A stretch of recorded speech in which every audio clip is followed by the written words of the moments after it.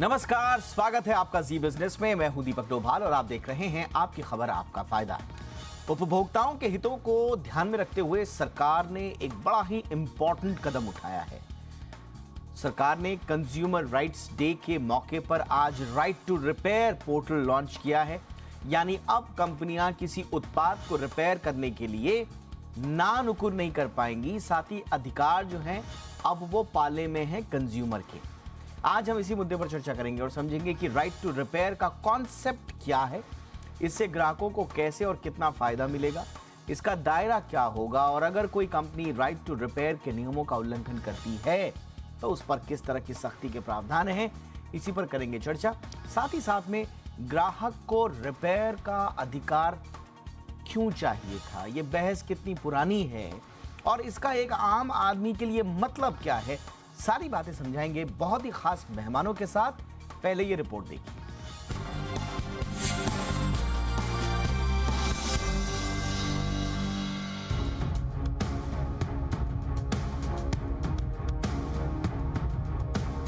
उपभोक्ताओं के संरक्षण को लेकर तो देश में पहले से कई सख्त कानून मौजूद हैं। इससे कंज्यूमर्स को फायदा भी मिला है, लेकिन कई बार कंपनियां कानूनी दांवपेच की खामियों को बैसाखी बनाकर अपनी जिम्मेदारियों से बच जाती हैं। लेकिन वर्ल्ड कंज्यूमर राइट्स डे पर सरकार ने कंपनियों को और जवाबदेह बनाने की दिशा में एक कदम और आगे बढ़ाया है। ये कदम है राइट टू रिपेयर का। कंज्यूमर राइट्स डे पर इसे लेकर एक पोर्टल की शुरुआत हो गई है। आप सोच रहे होंगे कि आखिर कौन सी बला है राइट टू रिपेयर, इससे कंज्यूमर को किस तरह का फायदा मिलेगा, इसके साथ ही राइट टू रिपेयर से कंपनियों पर किस तरह से नकेल कसी जा सकेगी। दरअसल राइट टू रिपेयर पोर्टल पर प्रोडक्ट बनाने वाली कंपनियां अपने प्रोडक्ट की डिटेल्स मैनुअल को ग्राहकों के साथ साझा करेंगी। इससे कंज्यूमर को खरीदे गए प्रोडक्ट के बारे में पूरी जानकारी हासिल हो सकेगी। शुरुआत में इसके तहत mobile phone, electronic, consumer durable, automobiles और एग्रीकल्चरल इंस्ट्रूमेंट्स को कवर किया गया है। अक्सर कंपनियां किसी प्रोडक्ट को रिपेयर करने से ये कहकर मना कर देती हैं कि उस प्रोडक्ट के पार्ट अब बनने या आने बंद हो चुके हैं, लेकिन अब कंपनियां ऐसा नहीं कर सकेंगी। इस नए नियम के आने के चलते अब ऐसे प्रोडक्ट ही मार्केट में आएंगे जिसको बाद में रिपेयर कराने में कस्टमर को कोई दिक्कत ना हो और उसके पार्ट्स मार्केट में आसानी से उपलब्ध हों। कंपनी को एक तो अपने प्रोडक्ट्स के पुराने पार्ट्स भी तय समय तक रखने होंगे। उदाहरण के तौर पर किसी मोबाइल का कोई एक पार्ट खराब हो गया है तो कंपनी पूरे पैनल को बदलने की बात नहीं कह सकेगी, उसे केवल खराब पार्ट को ही बदलना होगा। इससे कंज्यूमर का खर्च कम आएगा। वहीं कंज्यूमर्स अगर किसी थर्ड पार्टी से किसी प्रोडक्ट की रिपेयरिंग कराता है तो उसकी गारंटी पर कोई असर नहीं पड़ेगा। यानी कंज्यूमर के लिए खराब हो गए प्रोडक्ट की रिपेयरिंग को लेकर ना तो परेशान होना पड़ेगा और ना ही उसके बदले नया प्रोडक्ट खरीदने की कोई उसकी मजबूरी होगी।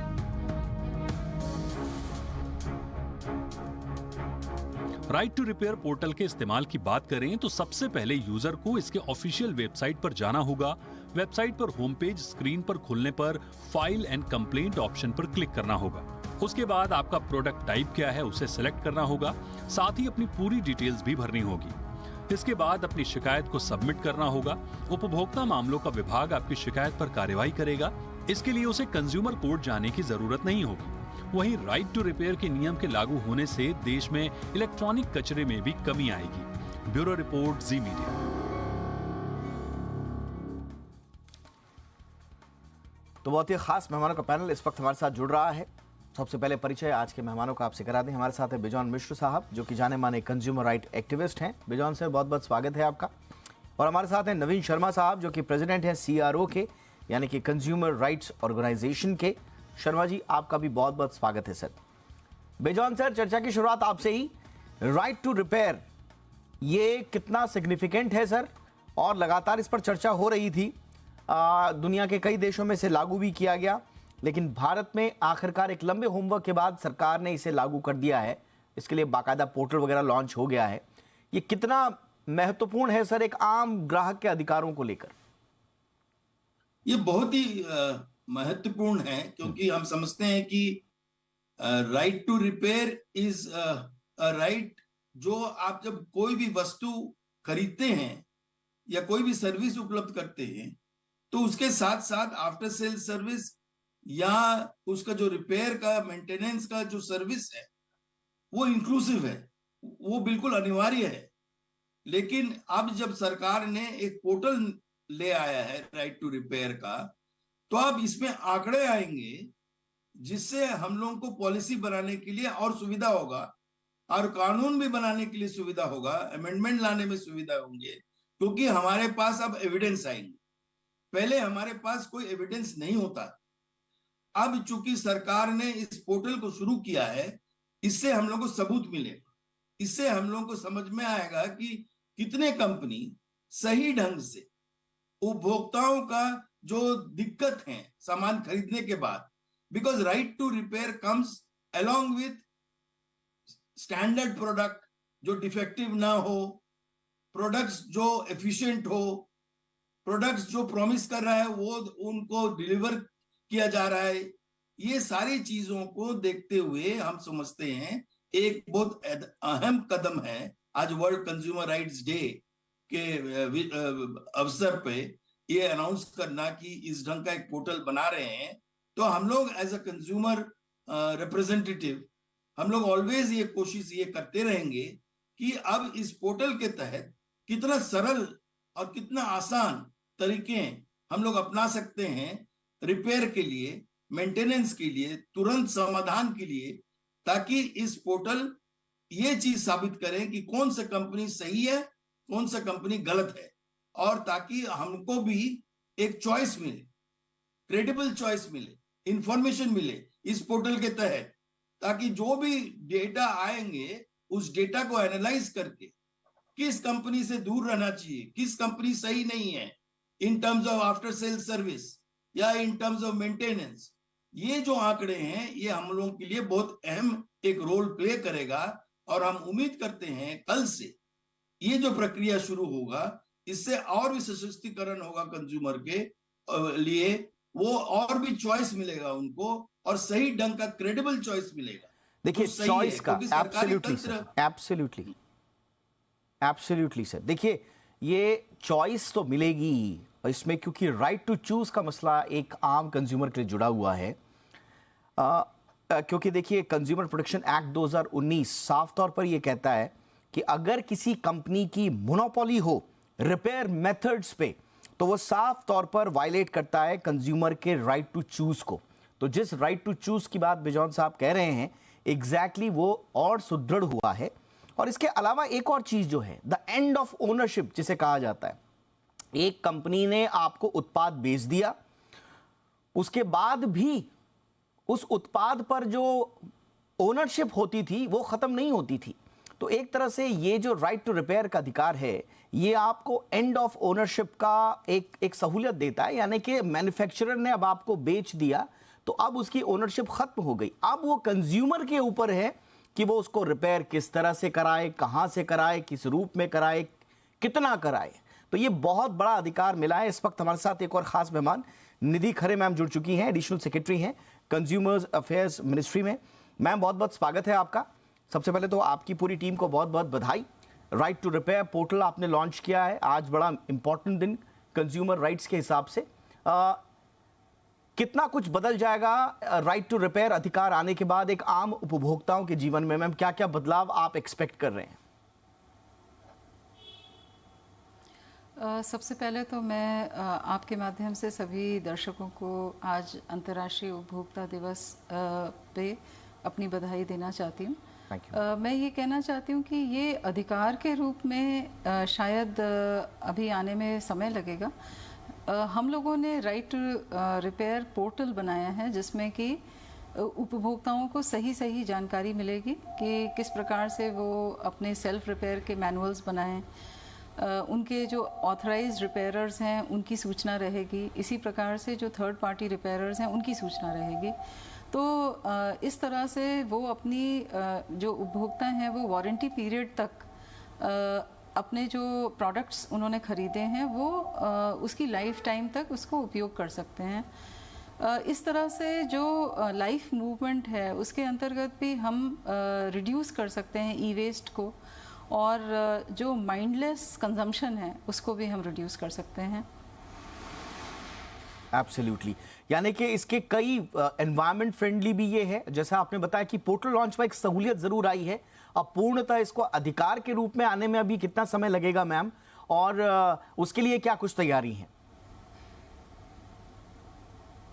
तो जैसे मैंने कहा कि एक ये पोर्टल बनाया गया है जहां पर किसी भी उपभोक्ता को अपने कंज्यूमर प्रोडक्ट्स, चाहे वो इलेक्ट्रॉनिक्स हो, मोबाइल हो या ऑटोमोबाइल से रिलेटेड सूचना हो या कोई फार्मिंग इक्विपमेंट से रिलेटेड, अगर उन्हें रिपेयर की जानकारी हासिल करनी है तो वो सारी जानकारी इस पोर्टल पे दी जाएगी।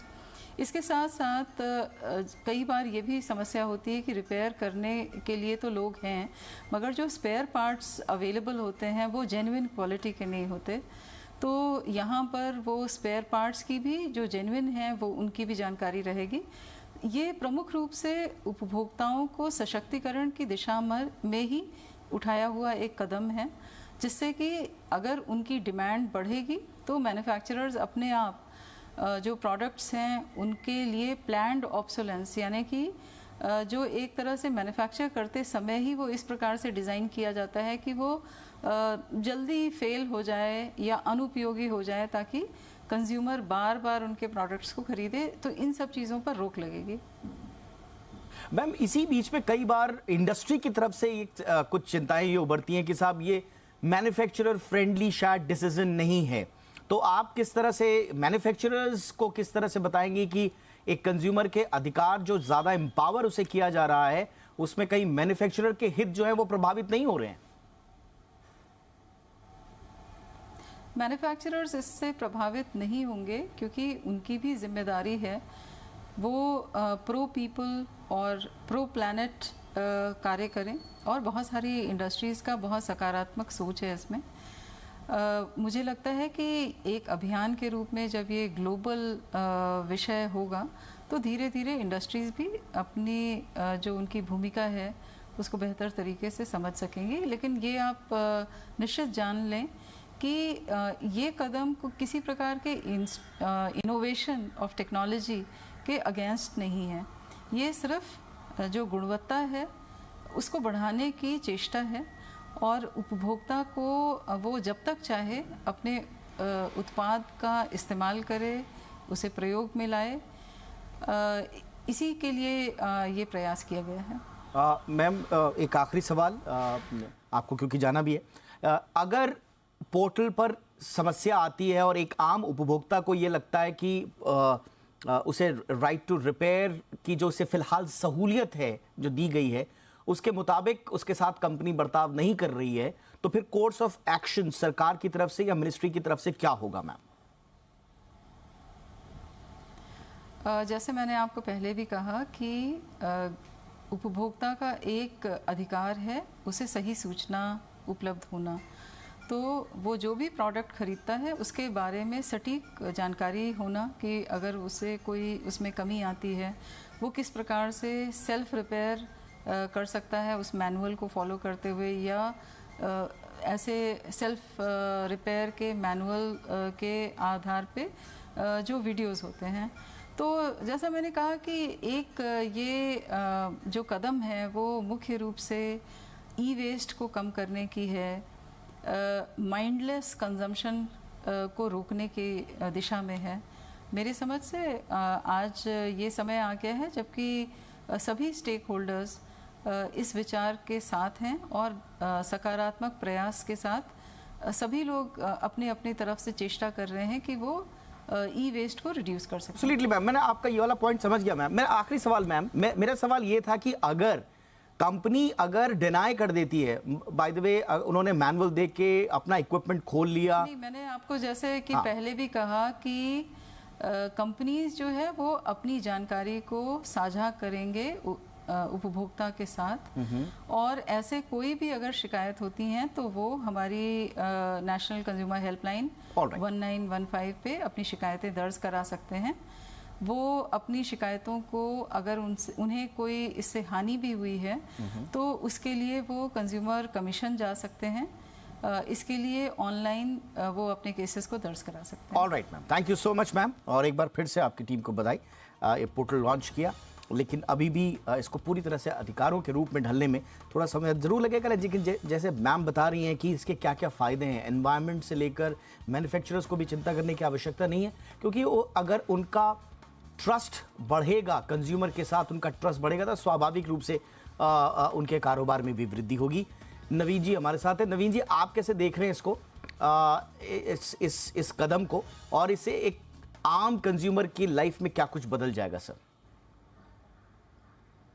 जी, सबसे पहले तो विश्व उपभोक्ता दिवस की सभी को बधाई। आज हमारा दिल्ली में कार्यक्रम भी था, और सबसे जी को इस चीज़ के लिए बहुत बहुत धन्यवाद कि इसने इतने महत्वपूर्ण मुद्दे को उठाया। जो राइट टू रिपेयर एक्ट है, देखिए ये पश्चिमी देशों में पहले आया, यूएसए में भी आया। इसकी कुछ अच्छाइयाँ हैं तो कुछ बुराइयाँ भी हैं। जब राइट टू रिपेयर एक्ट आया तो जो वहाँ की कंपनियाँ थी उन्होंने इस एक्ट का जमकर विरोध किया। अगर अपन भारत के परिदृश्य में इसको देखें तो ये बहुत ही स्वागत योग्य कदम है डिपार्टमेंट ऑफ कंज्यूमर अफेयर का, कि एक उसने कंज्यूमर के अधिकारों में एक नए पॉइंट की वृद्धि की है। लेकिन अभी वो पूरी तरीके से अधिकार नहीं बना है।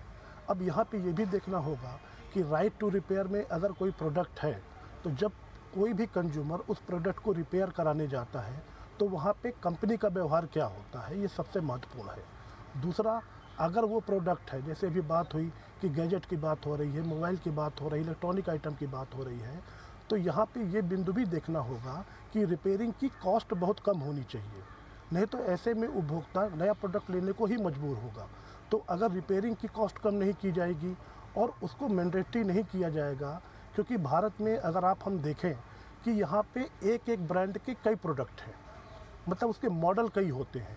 ऐसी स्थितियों में कंपनियों के सामने भी चुनौती होगी कि अलग अलग मॉडल के स्पेयर पार्ट्स को लंबे समय तक अपने पास रखें, और उपभोक्ताओं के लिए तो ये सहूलियत है। इसमें निस्संदेह भारत सरकार बधाई की पात्र है, लेकिन अभी इस चीज़ों में बहुत कुछ क्लियरिटी नहीं है कि ये कैसे काम करेगा, ये पूरा अधिकार कब बनेगा, और इसमें जो राइट टू रिपेयर है, रिपेयरिंग कॉस्ट अगर कम नहीं होती है तो वो भी एक बहुत बड़ा इशू होगा। दूसरा, भारत की जो कंपनियां हैं इसको कैसे रूप पे देखती हैं, ये इसमें पॉजिटिव हैं, ये निगेटिव हैं, ये भी एक बहुत बड़ा मुद्दा है जो हम सबको देखना पड़ेगा। केवल इन्फॉर्मेशन दे देने से मुझे नहीं लगता उपभोक्ताओं के अधिकारों का भला होगा। इसके लिए एक बड़ी अच्छी व्यवस्था करनी पड़ेगी ताकि उपभोक्ताओं के जो भी सामान है उसको समय समय पे रिपेयर कराएं, उसका शुल्क बहुत कम हो, तभी जाके इसका कोई अच्छा परिणाम आम उपभोक्ताओं के लिए। तो राइट टू रिपेयर पर आज हम कर रहे हैं चर्चा। बेजॉन सर, ये जो मेरा सवाल था कि प्रोडक्ट वारंटी पर तो कोई असर नहीं पड़ेगा, हालांकि बहुत ज़्यादा क्लैरिटी अभी नहीं है इस मसले को लेकर, लेकिन मोटा मोटा आपकी इस पर क्या राय है सर? अगर राइट टू रिपेयर मिल गया कंज्यूमर को तो फिर कंपनी डिनाई नहीं कर सकती वारंटी पीरियड में। अगर माना रिपेयर करके खुद से ठीक नहीं हो रहा तो कंपनी डिनाई नहीं कर सकती कि भैया आपने तो अपने से ठीक किया, हमसे नहीं पूछा, तो वारंटी नहीं मिलेगी। ऐसा नहीं कर सकती कंपनी सर?